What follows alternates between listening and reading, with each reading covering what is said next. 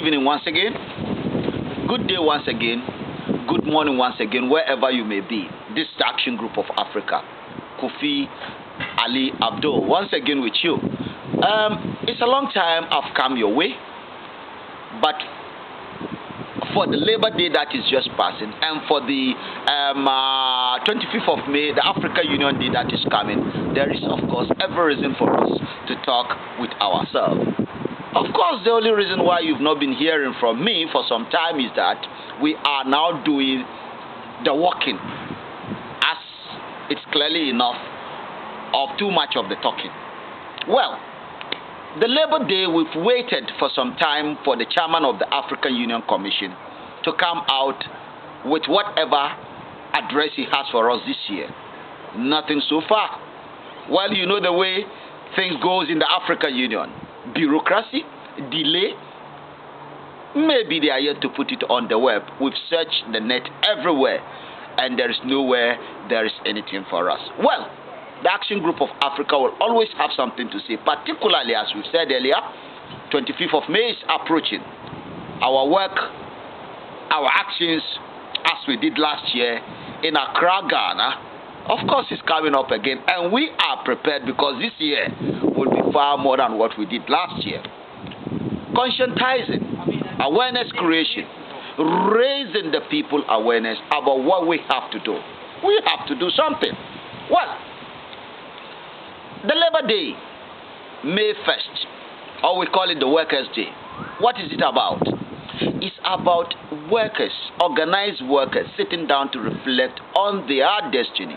What is in the interest of their members? How far have they come? Well, when you talk about the worker in Africa, the labor in Africa, something seriously is missing. And probably not only the worker of Africa Union, but probably the workers of the world at large. But the most hit is the one in the African Union member state. And what could be the reason? Because we know if we know the reason, we will be able to now know what we need to do to correct these things. The reasons sometimes are a bit obvious. Let's look at the genesis of what you call the Labor Day. This thing started from the organized workers of Europe and America who were employed in the mining, on the farms, and in the factories of the days when Europe was trying to get on her feet. These oppressed people saw the need to raise up against their employers, against the state, so that they will be able to change their destiny. Now, things have changed globally. Things have changed worldwide. And what actually is the change? The days when you have the person doing the work is now the machine that does the work. So when more machines are doing the work, of course, labor becomes less effective in challenging the employer.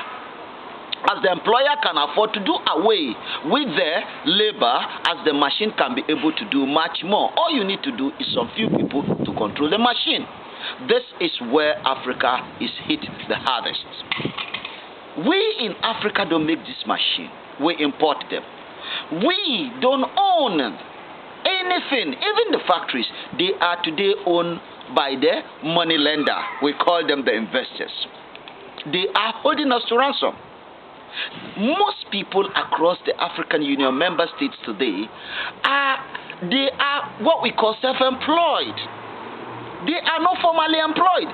In that wise, they are ill-placed to stand up as organized labor to fight against any of whatever they are not happy about. This is making things hard. Let me take you back a little bit to when we have government employees in Africa. On farms, in the mines, transport workers, and so on. They were organized. They have somebody to stand against who is their employer, who is the government. Now it's all being run by the private small-scale runner. So this has crippled the backbone of the so-called forces that will be able to organize themselves and make cogent demand to have their destinies change. This is where we are today. Unfortunately, we don't make the machine. So we can't even decide how many people we want to work by the machine so that these organized people can stand up and say no. This informal structure that is before us, unfortunately, came at a time when we have serious challenges, the challenges that we need organized people to get up and fight for. How do we go about this? This is the challenge that confronts the Action Group of Africa. It's confronting the whole of Africa. If we need to get people to have their voices heard, to vote at the right place, they need to be in an organized form. This is what confronts us. Well, this is our message for this year. Africa, Action Group of Africa. We are working hard to find every means possible, as we have promised, so that our people will be those to be voting directly in the election of the chairman of the African Union Commission. That is the president of the African Union Authority. We recognize anybody in that position today, and we are looking forward to the right mandate by the people that will be voting to decide who will be occupying this position every 4 years. Dr. Chairperson, we know what you are doing. The vice chairman of the African Union Commission, as well, we know what you are doing, emeritus. But there is more we can do if we have you people elected into office by the mandate of the people. On this note, I say, we are meeting on the African Union Day in Accra. The Action Group of Africa is prepared. What we did last year is a joke. This year we are going to do more.